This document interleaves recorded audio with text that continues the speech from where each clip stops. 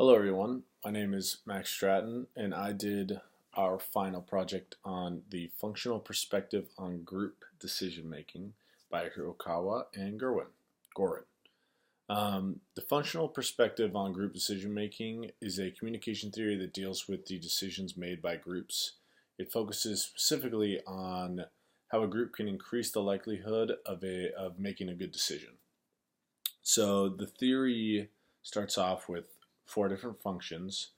There are a few policies and laws in our lives that were not formed by group decision, including but not limited to educational policy, foreign policy, laws, private and public corporation policy.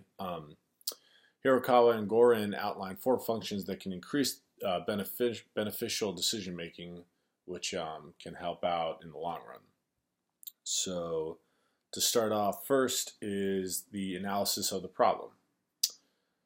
Groups must first create an understanding of the nature of the problem, the seriousness and the urgency of the problem. The origin of the problem and the consequences associated with not solving the problem are big in this. So when going through the analysis of the problem, you need to really focus on what is the goal at hand, like what are you trying to get through, or what is the actual issue. Second one is goal setting. You must establish criteria by which to judge proposed solutions. If they fail to do this, their decisions are more likely to be driven by politics than reason. What that means is most likely someone will be the leader within the group and make the final decision no matter what, instead of setting a goal with the group as one. Third is identification of alternatives. Hirokawa and Gorin stress the importance of considering a number of alternative solutions from which the group members could choose. Hirokawa and Gorin argue that, in quotes, if no one calls attention to the need for generating as many alternatives as is realistically possible, then relatively few may be introduced, and the corresponding possibility of finding the acceptable answer will be low, end quote. So what this means is you need to really find any type of alternative to finishing the goal, to finding the solution. So what that means is, say you're in a group and you're deciding where to go to dinner. You need to find alternatives in that group depending on, say this person's a vegetarian, say this person doesn't, or say this person's a vegan, say this person doesn't eat vegetables or fruits. So you need to figure out an alternative to maybe see if next week we'll do what this person wants, and then today we'll do what these two want, or some type of alternative like that. Lastly is the fourth one, evaluation of positive and negative characteristics. After a group has identified alternative solutions, the participant must take care to test the relative merits of each option against the criteria they believe are important. So some group tasks have a positive bias. They believe that spotting the favorable characteristics of alternative choices is more important than identifying the negative ones, which is kind of something that obviously you want to be positive when going through this in a group, and you want to figure out the pros and cons of, say, choosing this specific Italian restaurant instead of the Thai food that you didn't want. Other group tasks have a negative bias. They believe that the unattractive characteristics of choice options carry more weight than the positive attributes. So these are people that are put the negatives first before the positives, and kind of devalue the end result because of they didn't get what they wanted.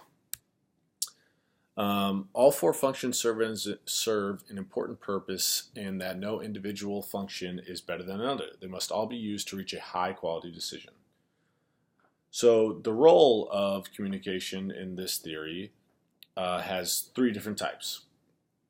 First is proactive, second is disruptive, and third is counteractive. Proactive is interaction that calls attention to one of the four decision-making functions.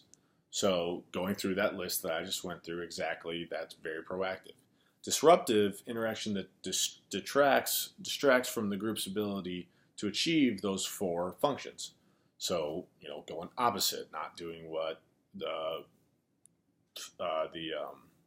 theory wants you to do. Counteractive, interaction that refocuses the group.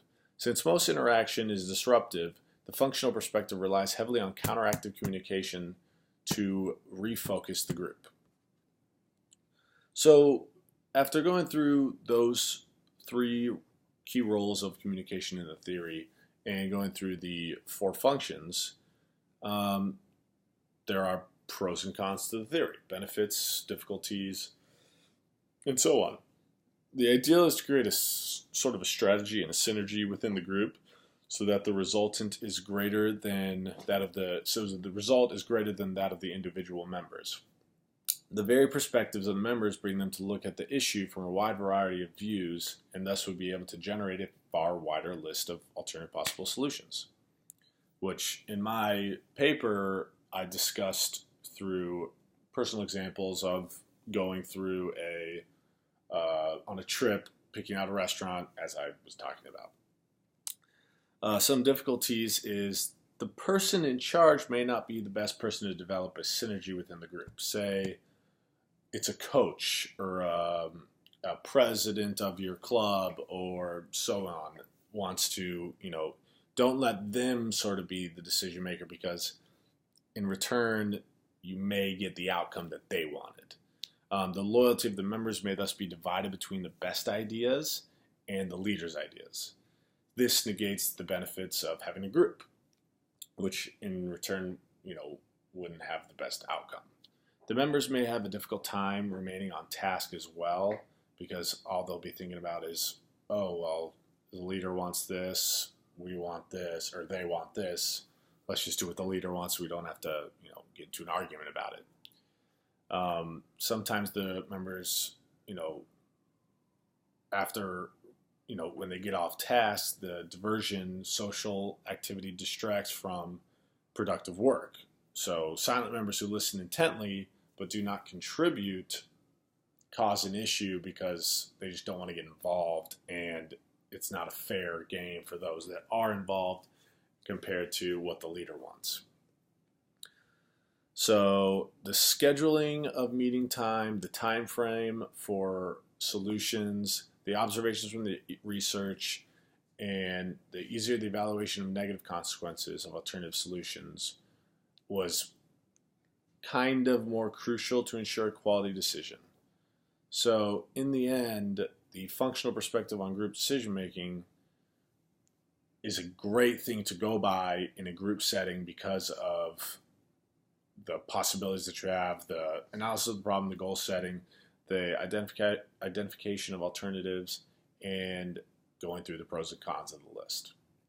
If you follow those 4 functions, I think that you're going to end up with a great outcome and positive outcome, and that way your group will be pleased. Thank you.